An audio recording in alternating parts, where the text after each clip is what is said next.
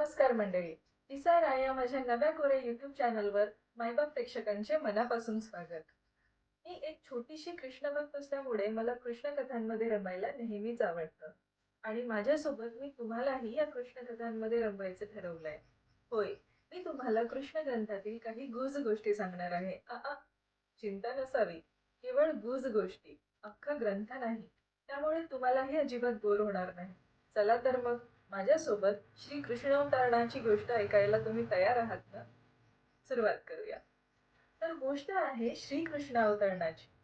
एकदा वेगवेगळ्या राजांच्या अनावश्यक अशा सैन्यबळाचा या पृथ्वीला हाल झाला होता. हे सर्व राजे खरे पाहता असुर होते, परंतु स्वतःला मात्र ते क्षूर आणि क्षत्रिय म्हणत होते. त्यांच्यामुळे सर्व जग त्रासून गेले होते. अशा वेळी पृथ्वीची अधिष्ठात्री भूमिदेवी दुष्ट राजांचा होणारा उपद्रव ब्रह्मदेवांना विदित करण्याकरिता त्यांच्याकडे गेली. त्यावेळी भूमिदेवीने गायीचे रूप धारण केले आणि अश्रुपूर्ण नेत्रांनी ती भगवान ब्रह्मदेवांसमोर उभी राहिली. ती अनाथ होती आणि ब्रह्मदेवांची करुणा जागवण्याखातीर ती रडू लागली. तिने पृथ्वीच्या विपदाग्रस्त स्थितीचे वर्णन केले. ते वर्णन ऐकून ब्रह्मदेवांना फार दुःख झाले आणि ते तत्काळ क्षीरसागराकडे निघाले. क्षीरसागर हे भगवान विष्णूंचे निवासस्थान आहे. क्षीरसागराकडे प्रयाण करताना शिवप्रमुख सर्व देव त्यांच्या समवेत होते.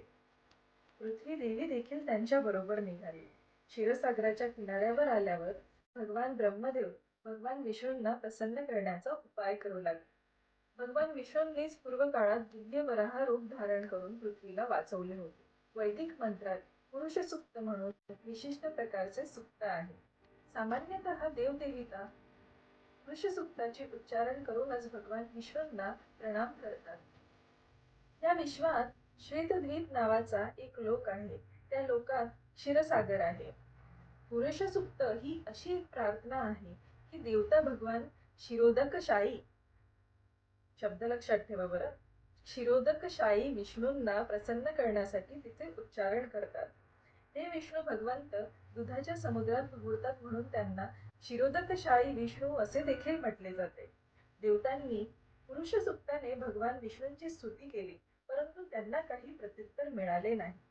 नंतर स्वतः ब्रह्मदेव ध्यान करू लागले आणि तेव्हा विष्णूंकडून ब्रह्मदेवांना संदेश मिळाला. तो संदेश ब्रह्मदेवांनी नंतर देवतांपर्यंत पोहोचवला. पूर्ण पुरुषोत्तम भगवान आपल्या परम प्रबळ शक्तीसहित लवकरच धर्तीवर अवतरित होत आहेत आणि परित्राणाय साधूनां विनाशाय च दुष्कृतां हे आपले कार्यसाधन करण्यासाठी जितका काळ ते या पृथ्वी ग्रहावर राहतील तितका काळ देवतांना देखील त्यांचा सहाय्यार्थ राहावं लागेल. त्या सर्वांनी त्वरित यदुवंशीय कुटुंबात जन्म घ्यावा आणि योग्यता समयी भगवंत देखील त्याच कुळात अवतरित होतील. स्वयं पूर्ण पुरुषोत्तम भगवान श्री कृष्ण वसुदेवांचे पुत्र म्हणून अवतरित झाले. त्यांच्या अवतरणापूर्वी भगवंतांच्या कार्यात सहभागी होण्यासाठी आपल्या पत्न्यांसहित सर्व देवगण जगातील वेगवेगळ्या धार्मिक कुटुंबात जन्माला आले. या संदेशात देवतांना असेही समजले की जे भगवंतांचे पूर्णांश आहेत, तसेच आपल्या लक्षावधी फणांनी जे ब्रह्मांडातील ग्रहांना धारण करतात ते अनंत देव देखील श्रीकृष्णांच्या अवतरणापूर्वीच अवतीर्ण होतील. तसेच सर्व बद्ध जीवांना भ्रमात टाकणारी विष्णूंची बहिरंगा शक्ती जी माया, ती सुद्धा भगवंतांच्या हेतू संपन्न करण्यासाठी अवतरित होईल. त्यानंतर भूमीसहित देवतांना आदेश देऊन आणि त्यांचे गोड शब्दात सांत्वन करून प्रजापतींचे पिता ब्रह्मदेव भौतिक ब्रह्मांडातील सर्वोच्च ग्रह जो ब्रह्मलोक त्या आपल्या लोकात निघून गेले. इकडे पृथ्वी तलावर यदुवंश प्रमुख शूरसेन महाराज हे मथुरा म्हणून ओळखल्या जाणाऱ्या राज्यावर आणि त्याच्याबरोबर शूरसेन जिल्ह्यावर राज्य करीत होते. त्यांच्या राजशासनामुळे मथुरा ही सर्व यादव राजांची राजधानी बनली. यदुवंशातील कुटुंबे अत्यंत धार्मिक होती आणि जसे भगवान श्रीकृष्ण द्वारकेत शाश्वतपणे निवास करतात तसे मथुरेत देखील शाश्वत निवास करतात याचे त्या सर्वांना ज्ञान होते आणि मथुरा ही यदुवंशीय राजांची राजधानी होण्यास हे दुसरे कारण होते. आता ऐकूयात मेन कथा. एके समयी शूरसेनांचे पुत्र वसुदेव नुकतेच देवकी बरोबर विवाह झाल्यानंतर नववधू समवेत रथात बसून घरी चालले होते. देवकीचे पिता देवक यांनी प्रचूर हुंडा दिला होता, कारण आपल्या मुलींवर त्यांचा अत्यंत स्नेह होता. त्यांनी सुवर्णाने अलंकृत केलेले शेकडो रथ वसुदेवांना दिले होते. त्या समयी उग्रसेनाचा पुत्र कंस याने स्वेच्छेने आपली भगिनी देवकी हिच्या प्रसन्नतेसाठी वसुदेवांच्या रथाच्या घोड्यांचे लगाम आपल्या हाती घेतले आणि तो रथ हाकू लागला. जेव्हा मुलगी विवाहित होते तेव्हा तिच्या बंधूने तिला आणि आपल्या मेहुण्याला घरी पोहोचवायचे असते. हा वैदिक संस्कृतीतील एक शिष्टाचार आहे. नवविवाहित मुलीला आपल्या पितृ परिवाराचा फारच विरह होण्याची शक्यता असते आणि म्हणूनच बहिणीच्या सासर घरी पोहोचेपर्यंत भाऊ तिच्या सोबत जात असे. राजा देवक यांनी वसुदेवांना प्रचंड हुंडा दिला होता. सुवर्णहारांनी सजवलेले 400 हत्ती, 1500 सजवलेले घोडे, 1800 रथ, याशिवाय आपल्या कन्येबरोबर जाण्यासाठी त्यांनी सुंदर अशा 200 मुलींची व्यवस्था देखील केली होती. क्षत्रियांची विवाह पद्धती, जी वर्तमान समय देखील भारतात प्रचलित आहे असे दाखवते की जेव्हा एक क्षत्रिय विवाह करतो तेव्हा वधूच्या 20-25 तरुण मैत्रिणी देखील राजाच्या घरी जातात. राणीच्या अशा अनुचर सखी दासी म्हणून ओळखण्यात येतात, परंतु त्या राणीच्या मैत्रिणी म्हणूनच वागत असतात.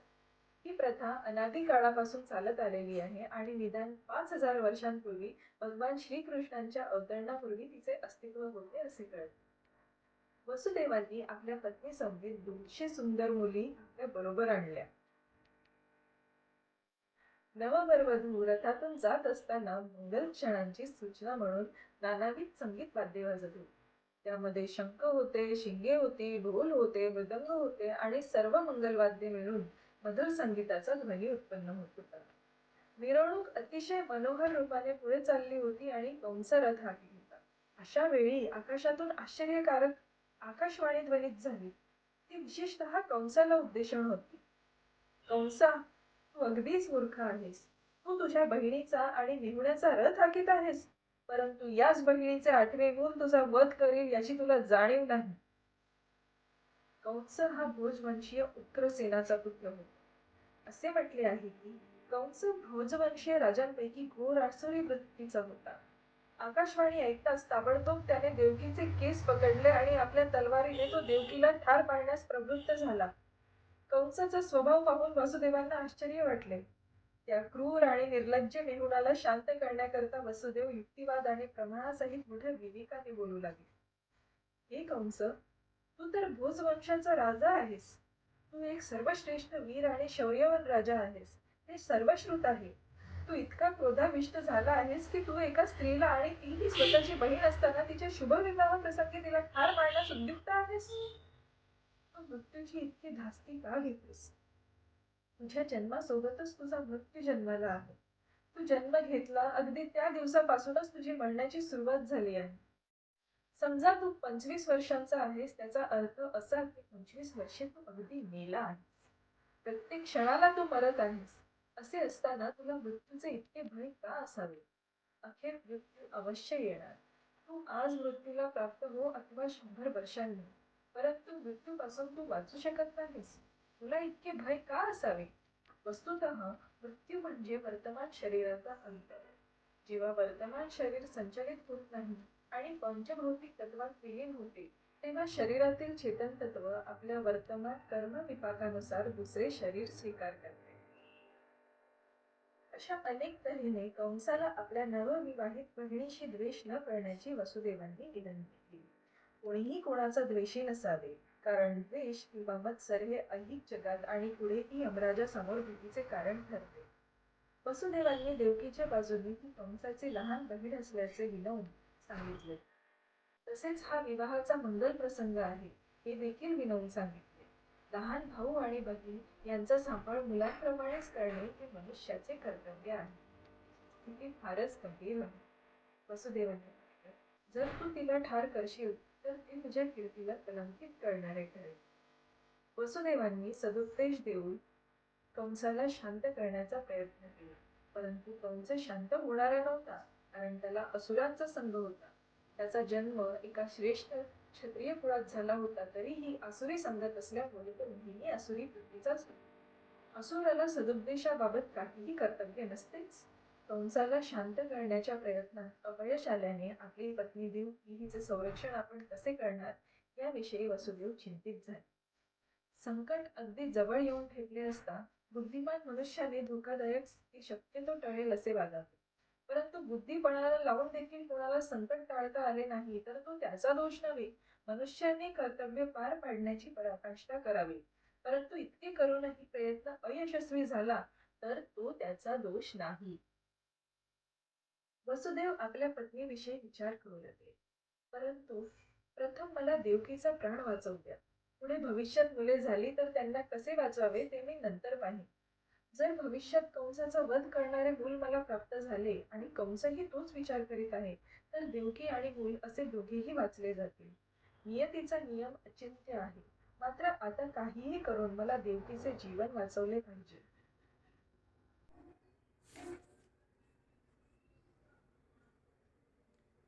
वसुदेव कंसाला म्हणाले, कंस, तू माझा मेहुणा आहेस. तुझ्या बहिणीकडून तुला कोणताही धोका नाही असे कृपया समज. तुझ्यावर भविष्यात संकट कोसळणार आहे असे तुला वाटते कारण तू आकाशातून भविष्यवाणी ऐकलेली आहेस. परंतु संकटाची शक्यता तुझ्या बहिणीच्या पुत्रांकडून आहे आणि त्यांचा तर सध्या जन्मही झालेला नाही. आणि कोण जाणतो भविष्यात कदाचित तिला पुत्र असतील अथवा नसतीलही. या सर्वांचा विचार करता वर्तमान समयी तरी तू सुरक्षित आहेस असे समज. तसेच तुझ्या बहिणीकडून भीतीचे कोणतेही कारण नाही. जर तिला पुत्र प्राप्त झालेस तर आवश्यक त्या कारवाईसाठी त्या सर्वांना मी तुझ्याकडे सुपूर्द करेन. त्या बाबतीत मी वचनबद्ध आहे. कंस हा वसुदेवांच्या शब्दांची किंमत जाणून होता आणि त्यांच्या वचनांवरून त्याची खात्री पडली. सद्यसमयी तरी तो स्वतःच्या बहिणीच्या वधासारखा घृणित कार्यापासून परावृत्त झाला. वसुदेवांना प्रसन्नता झाली आणि कंसाच्या निर्णयाची त्यांनी स्तुती केली. अशा प्रकारे ते स्वसदनी परत आले. कालांतराने वसुदेव देवकी यांनी 8 बालकांना आणि त्याचबरोबर एका कन्येला जन्म दिला. प्रथम बालकाचा जन्म होताच वसुदेवांनी वचनानुसार त्वरित त्या बालकाला कंसाकडे आणले.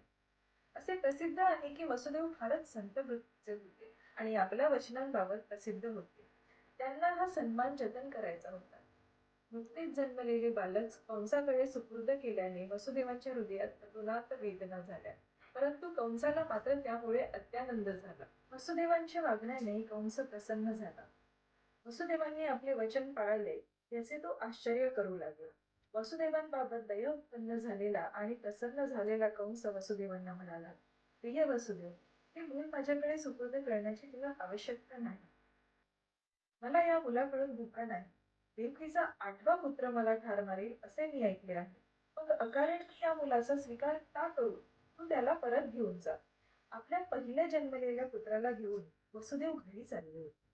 कंसाच्या वागणुकीमुळे त्यांना प्रसन्नताही झाली होती. परंतु तरीही कंसावर त्यांचा विश्वास बसत नव्हता कारण कंस कोणाच्याच नियंत्रणात नव्हता. अशा वेळी कंसाच्या राजसभेत महर्षी नारदांचे आगमन झाले. कंसाने वसुदेवांवर दया दाखवली आणि त्यांचे पहिले मूल परत दिले याबाबत नारदांना कळवण्यात आले होते. महर्षी नारद तर शक्य तितक्या लवकर भगवान श्रीकृष्णांचे आगमन कसे होईल याबाबत उत्सुक होते. त्यांनी कंसाला सूचना दिली की एकीकडे वृंदावनात नंद महाराजांसारख्या व्यक्ती तसेच सर्व गवळी गोपकन्या गवळ्यांच्या पत्न्या तर दुसरीकडे वसुदेव त्यांचे पिता शूरसेन आणि यदुवंशाच्या वृषणी कुळात जन्मलेले सर्व संबंधी भगवंताच्या आगमनाची तयारी करीत होते. नारदांनी कंसाला मित्र आणि हितचिंतक तसेच सर्व देवी देवता ज्या ज्या कुळात जन्म घेत आहेत त्या त्या कुळांतील लोकांपासून सतर्क राहण्याचा इशारा दिला. वेगवेगळ्या परिवारात देवता जन्म घेत आहेत ही गोष्ट नारद मुनींकडून कंसाला समजली आणि कंस एकदम सतर्क झाला. त्याने जाणून घेतले की ज्या अर्थी देवी देवता अगोदरच प्रकट झाले आहेत त्या अर्थी लवकरच विष्णूंचे आगमन निश्चितच होणार. त्याने आपला मेहुणा वसुदेव आणि देवकी यांना त्वरित अटक केली आणि त्यांना कारागृहात टाकून दिले. कारागृहात लोखंडी साखळ्या घातलेल्या अवस्थेतच प्रतिवर्षी देवकी व वसुदेव यांनी एकामागून एक मुलाला जन्म दिला आणि त्यांच्यापैकी प्रत्येक मूल हे विष्णूच आहे असे समजून कंसाने एकामागून एक करत त्या सर्वांना ठार केले. त्यांना विशेषतः 8व्या मुलाची भीती होती. परंतु नारदांच्या भेटीनंतर कोणतेही मूल विष्णू असू शकते या निष्कर्षावर तो आला होता. म्हणूनच वसुदेव व देवकी यांची सर्वच मुले ठार मारणे त्याला योग्य वाटले. नारदांच्या कृपेने कंसाला त्याच्या मागील जन्माची माहिती मिळाली होती. त्याला समजले की तो पूर्वजन्मात कालनेमी नावाचा राक्षस होता आणि त्याला विष्णूंनी ठार केले होते. भुज कुळात जन्म घेऊन त्याने यदुवंशाच्या कट्टर शत्रू होण्याचे ठरवले. भगवान श्रीकृष्ण त्याच कुळात जन्म घेणार होते आणि मागील जन्मात जसा कालनेमी मारला गेला तसेच आपण श्रीकृष्णांकडून मारले जाऊ म्हणूनच कंस फारच भयभीत झालेला होता. त्याने सर्वप्रथम आपले पिता रुद्रसेन यांना बंदीत टाकले, कारण ते यदु भोज अंगद यांचे प्रमुख राजा होते. तसेच वसुदेवांचे पिता शूरसेन यांचेही राज्य त्यांनी काबीज केले आणि स्वतःला त्या सर्व प्रांताचा राजा घोषित केले. पुढील कथा ऐकण्यात तुम्ही देखील उत्सुक आहात आणि सांगण्यास मी देखील उत्सुक आहे. व्हिडिओ आवडल्यास लाईक, शेअर आणि सबस्क्राईब करायला अजिबात विसरू नका. तोवर मला आज्ञा द्या. कृष्णाची कृपा सदैव तुमच्यावर राहो.